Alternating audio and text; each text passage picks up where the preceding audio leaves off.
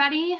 Welcome to the very first episode of Unravel Travel, a podcast brought to you by Corporate Spending Innovations.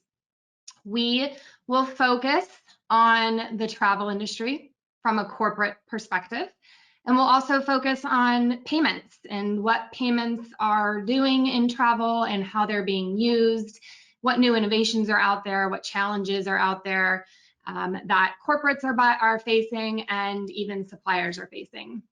So I am Jillian Pless. I am the SVP of Corporate Travel Payments at CSI. I've been with CSI for 11 years, and the last 6 years, corporate travel and our virtual payment solution have been my baby. I am also a co-chair on the GBTA Payment Solutions Committee, and have actually been a part of that committee since its inception about 4 years ago. So I'm super excited to be here with you guys today. We're going to talk through some interesting topics, answer some questions, just get to really know each other. And I've got my colleague on, Cindy Lewis. So Cindy, why don't you go ahead and introduce yourself? Thanks, Julianne. I'm super excited to be here as well. I'm Cindy Lewis, Vice President of Regional Sales for CSI Corporate Spending Innovations. And I have been with CSI for 4 years, have actually been in the industry for over 30 years. So I have a wide array of expertise as it relates to corporate travel. I'm super excited to be representing the payments space within travel, and am really excited that CSI Corporate Spending Innovations has brought some innovations to the industry, and that our business has been sustainable through this horrific pandemic. I'm also participating in a Global Business Travel Association. I happen to be the vice president of our local chapter, DFW, GBTA, and have been part of that group for about 30 years also. So we are excited to bring you some information today. I'm going to start off with questions for you, Julianne. Okay. And we'll, as much as I don't really want to talk about COVID, I think it's important that we establish, how COVID has impacted us so that we can really articulate the benefits that we've been able to bring our corporate clients and our travel management partners as well. So just tell me, Julianne, how is the leadership, or how has your role in CSI's leadership changed since COVID? As you can imagine, there were lots of changes that took place from a company perspective. The very first one, which was not normal for the majority of our staff, was moving from in an office environment to remote. So that brings its challenges. You're very used to and experienced with remote work.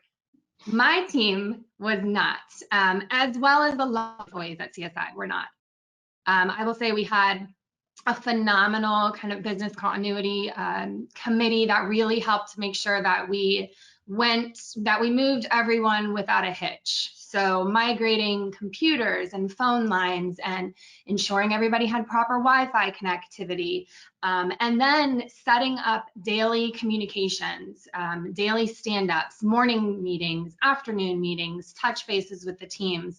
The lines of communication, the number one thing that made us successful with transitioning everybody to remote was open lines of communication across the board. It required everyone in every level of the organization to really step up their game when it comes to communicating. So, from my team's perspective, we met. In the beginning, we met twice a day for a week. We dwindled that down to once a day for, out of every day of the week. Then we moved to every other day. And then just probably in the last 3 months, 4 months-ish, have we actually started to bring people back into the office. So, from a leadership role, that was challenge number one and change number one, managing people that I was so used to seeing face to face, interacting with, having the ability to just jump in and troubleshoot an issue or answer a question right off the cuff, to can I get in touch with you now? Are you available right now? Can we speak right now? So that was, a shift, a big shift. Another shift that we made from a leadership perspective, specific to my portfolio, we had to change the way that we were thinking. So pre-COVID, we were very, very focused on our existing portfolio, our customers, always making the customer happy, making sure that what we were offering them was working for them and was always working. Well, that portfolio stopped traveling. So there was a whole different level of account management that wasn't really happening because there wasn't an account to manage. Um, so we really pumped the brakes, if you will, on the account management side of things, and we focused really heavily on sales. And that'll, spin over to you nicely when it's my turn to ask you questions. But we really focused on sales, and we focused on new account growth. We focused on delivering thought leadership content, education out to the market, that got people thinking about why virtual cards were so necessary right now in this given time during the pandemic. And,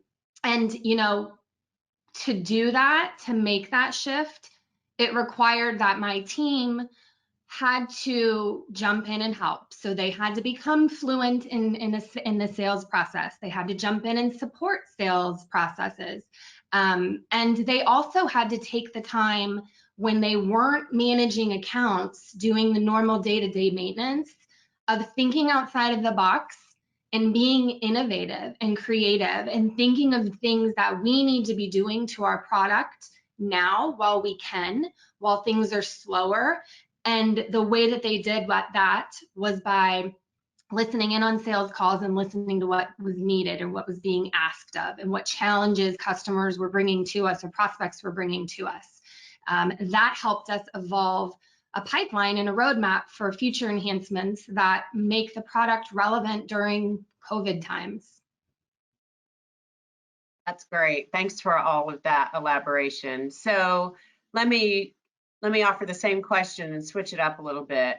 Same question for you, but how has the pandemic affected your leadership role as a co-chair for the payments committee for GBTA? The leadership was still relevant. So we as a committee were still and are still in full force and continued meeting during the pandemic. There was obviously times where members that had been furloughed maybe weren't able to participate in meetings, or members that had been let go weren't able to participate in meetings. So we had to do some shifting. We had to be flexible with the committee members, and really gauge the level of interest and the desire to continue working on the committee and helping the committee. With those changes came a lot of efforts in recruitment. So we focused very heavily on recruiting new buyers to help join the committee, and help with our objective of really creating powerful content that explain virtual payments and travel solutions and payment travel solutions to the industry in a way that's not overwhelming, it's not overbearing, it's not, MBA level material. It is content and material that anybody from an entry level travel manager position up to a C-suite individual could be able to digest and somehow utilize and incorporate into their program. So we obviously had to change the way that we were presenting our content. We had to change the type of content that we were going to be sharing. So we had to make it relevant to COVID. We went from face-to-face chapter meetings, convention, to basically all webinars. And as a committee, we really came together. We created some great webinars. The past 6 months, we've been in planning mode for the upcoming convention that will hopefully happen in the summer down in sunny Florida. That's where I am. So it'll be a nice drive. But we've changed a lot of our content so that we can bring in notes of and hints of COVID and what's changed and why it's changed and what the impact of COVID has been from a buyer's perspective and a supplier's perspective, specific to payments and specific to the payment solutions that are being utilized in different companies' corporate travel programs. So from a leadership perspective, really not a huge change, except for the fact we didn't get to meet face to face. Everything went to web conferencing, and we just had to be flexible with what we were talking about and what we were sharing and what we were putting together to deliver to the GBTA membership. Great, thank you. So what plans have changed and or remained the same from 2020 to 2021? So from a CSI perspective, growth plans have obviously been modified and will continue to be modified based off of just the recovery, what the recovery looks like. Product evolution, there has definitely been a large evolution in our payment product and the solution and the level of support that we offer from pre-COVID to now. And that stems from a huge focus in contactless payments, digitalization, security, companies wanting to ensure that if they're going to be sending their travelers out on the road, those travelers can abide by the COVID standards in whatever capacity they want and are comfortable going to a hotel, are comfortable flying on an airplane, are comfortable getting in a rental car. And in order to utilize all three of those types of travel, payment is at the root. And so the payment has to be seamless, it has to be simplified, it has to be non-disruptive. And so our product will continue to evolve and will continue to follow those three principles to ensure that what we're offering will make sure that the traveler is super comfortable when they're out on the road. And from a GBTA perspective, from a committee perspective, in terms of what's changed and what's remained the same, content has obviously changed because we are now including pandemic stuff, if you will. So, whether it's from a risk perspective, whether it's from a sustainability perspective, but from a payment perspective, we're having to bring in more information, more data, more analytics around the impact that COVID has had to the corporate travel space, the impact that has caused the payment solutions that were available pre-COVID and are now available or are available to drastically grow. And that's something that we'll talk about later on, is just the massive interest that's stemmed from COVID that has really helped kind of jumpstart that needed growth that we'll need to get back onto the recovery train. But then also what's changed is face-to-face to webinars. And I think we can all relate to that. We all are ready to get back out there. We're all ready to get back into a customer meeting and have a face-to-face meeting. So that's changed, and who knows how long it's going to go for, but we try to make them as engaging as we can and keep them interesting, and that's all we can do. Great, appreciate that. So final question for you, and it's a loaded one. What are your predictions for the next 6 months to 12 months? Yeah, I would say from a CSI perspective versus a travel perspective, fortunately, CSI is a company where we have a very diversified product set. We offer B2B payments for companies so that they can pay their vendors and suppliers electronically and automatically. We have our corporate travel payment segment, which is really geared towards corporates using virtual cards to pay for their hotel, their air, their car rentals, typically through the integration with a travel management company. And then we have the ability to offer corporate purchasing cards and fleet cards. So in areas where there was a huge impact because of COVID, hospitality, for example, travel, for example, we saw a huge uptick in the ability for us to offset that impact with other areas of our business. So because of that, we are primed as a company across all of our segments to be able to continue to grow. So we focused, as I mentioned before, on this last year, we focused on sales. We focused on bringing in net new activity, and that was across the board. And what that means is that net new spend, those net new customers that we brought on and got implemented and onboarded are now going to start utilizing the program, which puts us in a great position for a path to recovery. It might be slow. You know, right now the predictions for travel is it could be back to full recovery 2023. I read something the other day that it was potentially 2024. So we really have to act on the sales capabilities and the customers and the prospects that are out there taking the time to educate themselves and learn about why virtual cards are so necessary right now. I think you'll be able to speak to that a lot when I start to ask you your questions.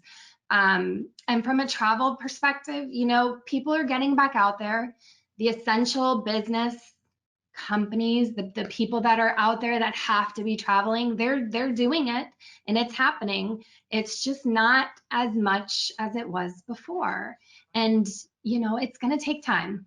It's going to take time. And whatever that new travel looks like, at the end of this year, next year, the year after, nobody can predict that. None of us can predict that. And I think we just have to be fluid in what we're bringing to the market. And we have to listen. We have to listen to what the prospects are asking for and what the customers are asking for.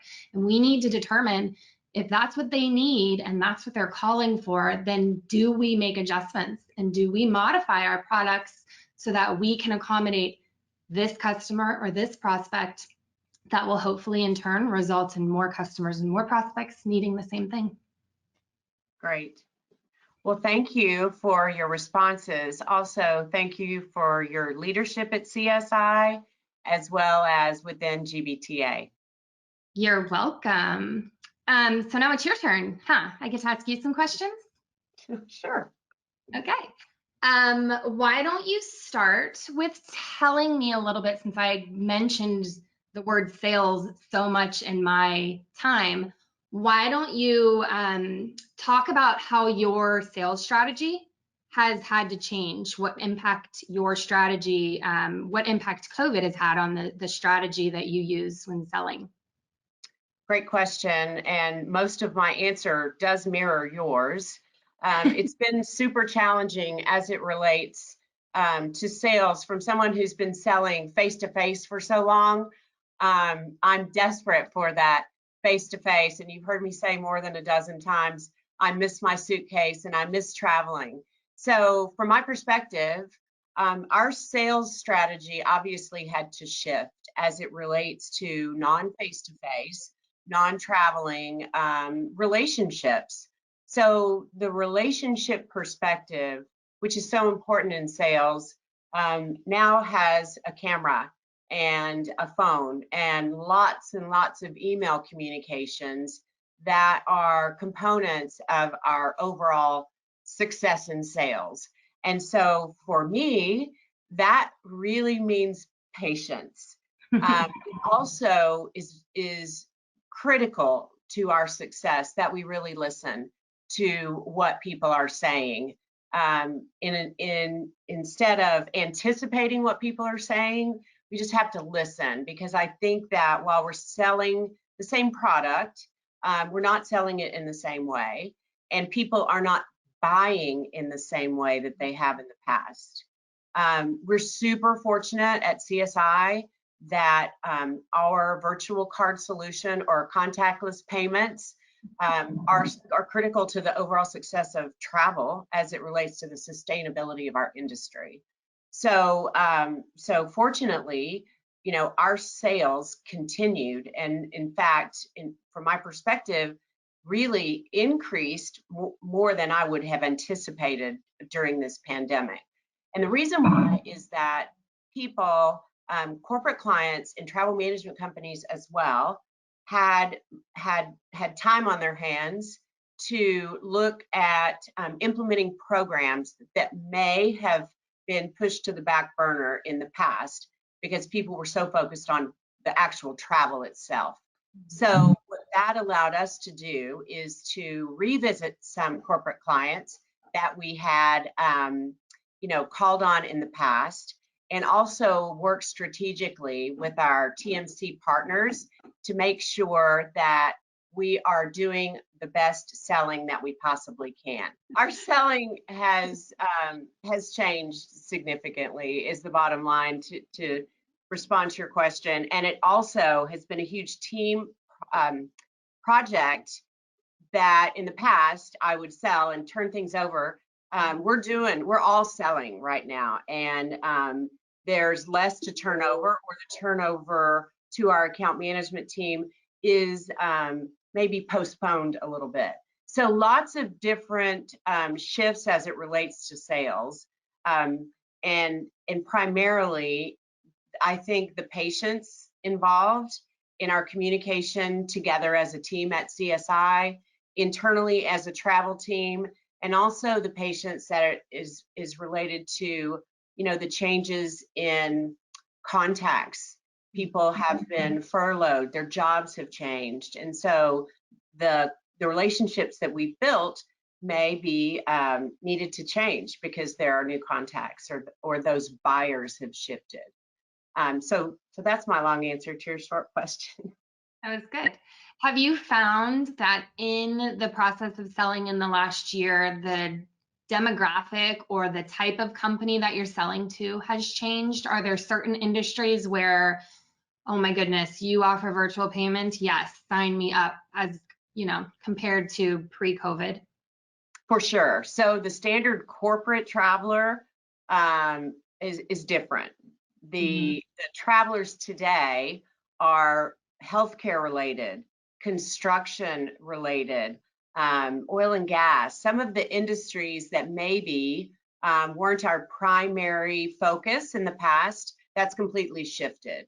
And so what we've had to do is shift our mindset as it relates to how we deliver those products, because people may have to have things faster. They may need to make more changes than ever in the past. It's not as structured as normal, what I would call normal corporate travel. So that buyer is different. Also, from a payment perspective, getting some of those buyers approved for a line of credit, which is required from our virtual card deliverable, that also shifted. So we saw some challenges there. We've worked through those to help make sure that we could deliver the virtual card program to our clients in those industries that have sustained their travel patterns throughout COVID. Perfect. Now, you mentioned that you are also a part of the Global Business Travel Association and a VP for the DFW chapter. How have you seen your leadership role impacted? So significantly, just as with all others. My job as a vice president of our local chapter is to secure speakers, and also to secure meeting space and all that is related to those in-person meetings. So lot different, and just mainly focused on how do we get people on a Zoom meeting, and how do we get speakers that are relevant to speak to our chapter that is literally, I would say, more than 50% of our members have been laid off or furloughed. So their listening space is different. Things that may have been of paramount interest in the past have changed.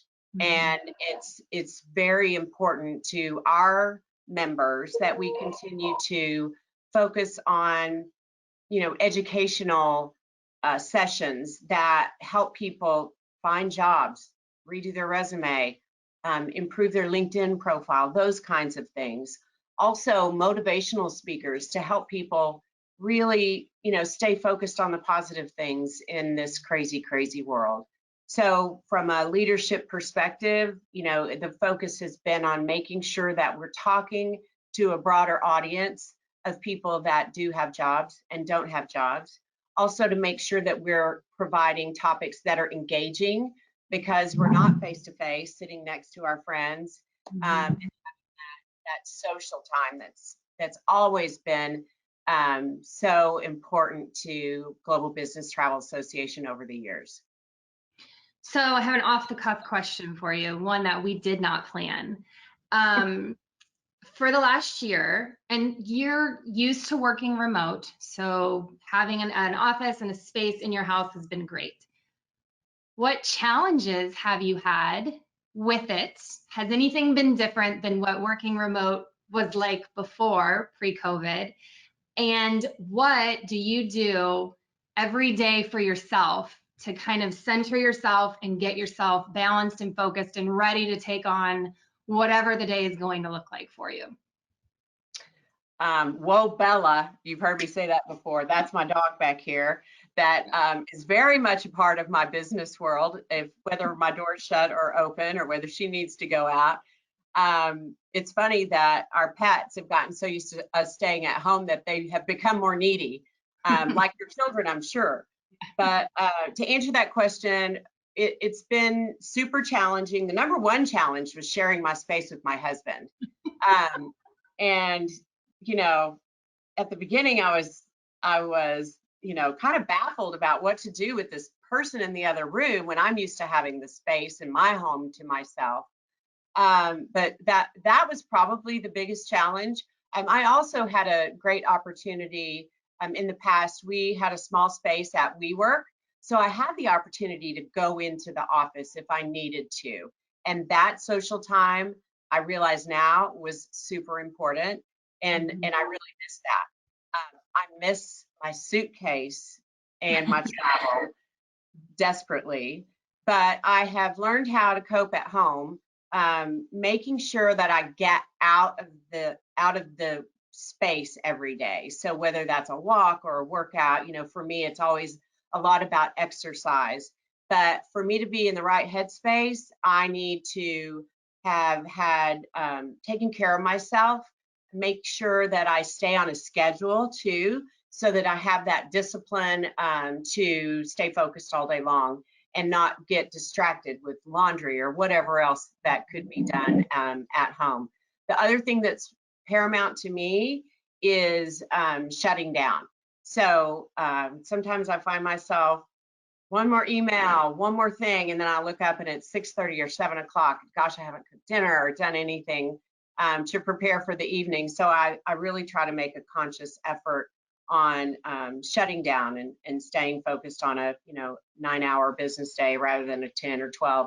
And I really try hard not to come back in to my office or this space in the evening if I can help it. Nice. So then the same question that you asked me, what do you think, what's your prediction for CSI, for travel 6 months, a year from now? My prediction for CSI is we're so fortunate that this industry of payments is, like I said before, sustainable, right? And I've had an opportunity to stay focused on travel, but also ease back into our accounts payable side of things. So very fortunate that we have products that cross over, so that we can continue to to sell what we sell every day. My prediction for the industry is I don't really know. I mean, honestly, I think that how we do business in the future will be different. It'll be much more Zoom oriented or GoToMeeting or Microsoft Teams. I think we'll have to be very considerate of the fact that people are going to do things differently, and roles are going to change, and our contacts are going to change. Suppliers have been greatly impacted. Our friends in the hotel industry and hospitality and the airline industry and the car rental industry, a lot of the people that I used to engage with, those people have shifted or their roles have shifted. So back to the patients part. And I think that just like me, a lot of people that have traveled previously are going to want to travel again. It's just going to look a little bit different. I don't have a prediction as to when things will be back to normal, because I don't think that things will ever be exactly the same. Just based on our industry, based on our country, based on our world, and the health impacts that this pandemic has had. So I'm super hopeful, and I think that being adaptable during this time and moving forward is critical to our success. So that's my sort of prediction. I wish I had a crystal ball, and if so, I probably would be sitting here sharing with you. But I just think that as an industry, we've got to be patient with each other and stay focused on taking care of ourselves, our families, our companies, and our country. Beautifully said. Can of corn. Okay, do you have any closing comments? Any other questions? No, I'm looking forward to our future podcasts and hope that you'll join us. Same. I would love to. Well, I think you were directing that at the audience, right? Yes. Ditto. I hope you guys will join us for our next podcast. Thank you so much for listening in, and have a great rest of your week.